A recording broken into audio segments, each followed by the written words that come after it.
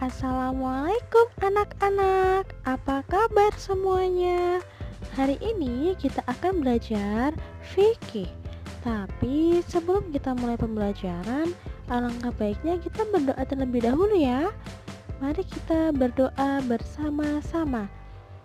Bismillahirrahmanirrahim. Raditu billahi rabba wa bil islami dina wa bi muhammadin nabiyya wa rasulah. Rabbi zidni ilma warzuqni fahma. Amin ya rabbal alamin. Baik, kita mulai pembelajaran kita hari ini yaitu fikih. Pada pelajaran kedua, kita akan belajar tentang sholat fardu. Apa itu sholat? Anak-anak ada yang tahu apa itu sholat? Sholat menurut bahasa artinya doa. Sholat merupakan tiang agama. Sholat merupakan ibadah orang Islam. Sholat dapat mencegah perbuatan keji dan mungkar. Sholat adalah ibadah yang pertama kali dihisab. Hukum meninggalkan sholat adalah berdosa. Maka dari itu, anak-anak kita semua tidak boleh meninggalkan sholat ya. Macam-macam sholat fardu, yaitu yang pertama zuhur, kedua asar, ketiga maghrib, keempat isya, dan kelima subuh. Jumlah rakaat sholat fardu seluruhnya ada 17 rakaat. Di antaranya zuhur itu 4 rakaat, asar 4 rakaat, maghrib 3 rakaat, isya 4 rakaat, dan subuh 2 rakaat. Syarat wajib sholat. Yang pertama adalah Islam, kedua balik, ketiga telah sampai dakwah Islam, yang mana dakwah itu artinya ajakan atau seruan, dan 4 terjaga. Syarat sah sholat. 1. Suci dari hadas besar dan kecil. Untuk melaksanakan ibadah sholat, kita harus suci dari hadas besar dan kecil. Cara menghilangkan hadas besar yaitu dengan mandi, sedangkan untuk menghilangkan hadas kecil dengan berwudu. Syarat sah yang kedua yaitu menutup aurat.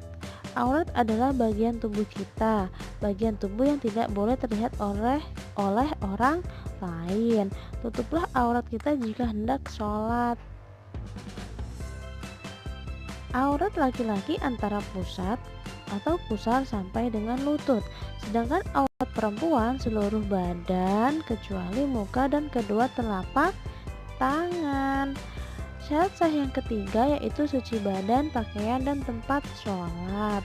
Jadi apabila kita ingin melakukan sholat, menjalankan sholat, maka kita harus memastikan bahwa badan kita sudah suci, pakaian yang kita kenakan juga bersih. Apakah pakaian suci harus pakaian yang baru, Bu? Tidak, anak-anak. Pakaian yang suci itu adalah pakaian yang bersih, ya, yang wangi. Terus syarat sah yang keempat itu adalah menghadap kiblat. Kiblat umat Islam adalah Ka'bah Baitullah. Ka'bah berada di tengah-tengah Masjidil Haram, yaitu di kota Makkah. Yang kelima itu mengetahui masuk waktu sholat. Nah, yang berikutnya ini ada rukun sholat. Rukun sholat itu apa? Rukun sholat adalah fardu sholat. Rukun sholat adalah gerakan atau bacaan sholat. Lalu ada berapa jumlah rukun sholat? Rukun sholat ada 13 dengan tumak ninah. Tumak ninah itu apa, Bu? Tumak ninah adalah berhenti sejenak dalam sholat. Rukun sholat yang pertama yaitu ada niat. Niat itu apa? Niat adalah sesuatu yang dikerjakan bersamaan dengan pekerjaan tersebut. Sholat tanpa niat maka sholatnya tidak sah. Paham anak-anak? Rukun sholat yang kedua itu berdiri bagi orang yang mampu. Sholat dengan berdiri dikerjakan bagi orang yang mampu. Bagi yang tidak mampu tidak wajib berdiri. Lalu bagaimana Bu jika tidak mampu berdiri? Maka dapat dilakukan dengan duduk. Jika tidak bisa duduk, dapat dikerjakan dengan berbaring. Jika tidak mampu berbaring, Bu, jika tidak mampu berbaring, maka bisa dengan isyarat. Mudah kan? Rukun sholat yang ketiga yaitu takbiratul ihram. Takbiratul ihram dilakukan di awal sholat dan dilakukan sambil mengangkat tangan. Lafal takbiratul ihram itu adalah Allahu Akbar. Sholat tanpa takbiratul ihram maka sholatnya tidak sah. Nah, rukun sholat yang keempat yaitu membaca surah Al-Fatihah. Al-Fatihah artinya pembuka. Al-Fatihah terdiri dari 7 ayat. Jika tidak membaca surah Al-Fatihah maka sholatnya tidak sah. Rukun sholat yang kelima yaitu ruku. Ruku setelah membaca surah Al-Fatihah kemudian ruku. Ruku dengan posisi membungkukkan badan sejajar antara punggung dan kepala, posisi tangan memegang lutut dan pandangan mata mengarah ke tempat sujud. Rukun sholat yang keenam, i'tidal. I'tidal itu apa? I'tidal adalah gerakan bangun dari ruku. I'tidal dengan posisi tubuh berdiri tegak, pandangan mata mengarah ke tempat sujud, posisi tangan dijulurkan ke bawah. Rukun sholat yang ketujuh yaitu sujud. Dahi menyentuh tempat sujud. Dahi tidak boleh terhalang oleh rambut. Kedua telapak tangan menyentuh lantai, kedua lutut menyentuh lantai, dan kedua jari telapak kaki menyentuh lantai. Nah, untuk rukun sholat yang ke-8 yaitu duduk antara dua sujud. Duduk antara dua sujud yaitu dengan menduduki telapak kaki kiri, kedua telapak tangan terbuka di atas kedua lutut dan sama rata dengan ujung jari-jari tangan dengan lutut sambil membaca doa duduk antara dua sujud.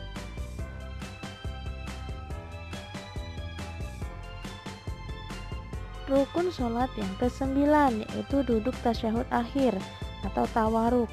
Duduk tasyahud akhir, duduk tawaruk yaitu dengan meletakkan telapak kaki kiri di bawah kaki kanan.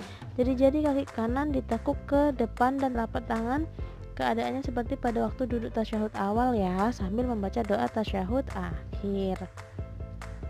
Rukun sholat yang ke-10 membaca tasyahud akhir. Membaca tasyahud akhir merupakan rukun sholat. Membaca tasyahud akhir bersamaan dengan duduk tawaruk. Pada akhir bacaan dibarengin dengan menjulurkan telunjuk sebagai simbol bahwa Allah Maha Esa. Ke-11 yaitu membaca sholawat. Membaca sholawat merupakan rukun sholat dan membacanya setelah tasyahud akhir. Membaca sholawat atas Nabi Muhammad dan keluarganya, kemudian dilanjutkan dengan membaca sholawat atas Nabi Ibrahim dan keluarganya. Jika tidak membaca sholawat maka tidak sah sholatnya. Rukun sholat yang ke-12 mengucapkan salam. Salam merupakan penutup sholat. Salam dalam sholat dilakukan 2 kali. Salam pertama dengan menengok ke kanan dan salam kedua dengan menengok ke kiri. Ucapan salam itu bagaimana? Ucapan salam yaitu Assalamualaikum. Nah, rukun sholat yang terakhir atau yang ke-13 itu adalah tertib. Tertib artinya apa? Tertib artinya berurutan. Maka rukun sholat harus dilakukan dengan berurutan. Jika tidak tertib maka sholatnya tidak sah. Nah, begitu anak-anak untuk penjelasan materi kita hari ini tentang sholat fardu. Jadi anak-anak harus belajar mempraktikkan gerakan sholat yang benar dan bacaan sholat yang benar ya, sesuai rukun sholatnya tadi. Tidak boleh salah, harus berurutan, tidak boleh semaunya. Oke? Nah, jadi begini anak-anak untuk gerakan sholatnya. Coba anak-anak perhatikan tuh, dari gerakan berdiri tegak, terus takbiratul ihram mengangkat kedua tangannya, kemudian ruku, gerakan sujud, gerakan duduk ya, duduk tasyahud akhir, terus salam. Nah, nanti bisa anak-anak praktekkan ya di rumah. Kemudian untuk yang di slide terakhir ini adalah tugas di rumah, yaitu Anak-anak hafalkan bacaan dan gerakan sholat yang benar.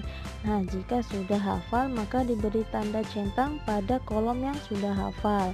Jika belum hafal juga diberi tanda ya. Nah, nanti kalau sudah menghafal, nanti bisa didokumentasikan lalu dikirimkan ke Bunda Naya.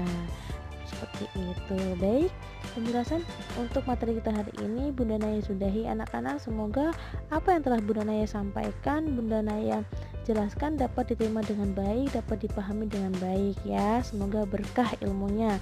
Ingat, anak-anak harus tetap semangat meski belajar di rumah ya. Tetap semangat dan jaga kesehatan. Baik anak-anak, terima kasih. Sekian, wassalamualaikum warahmatullahi wabarakatuh.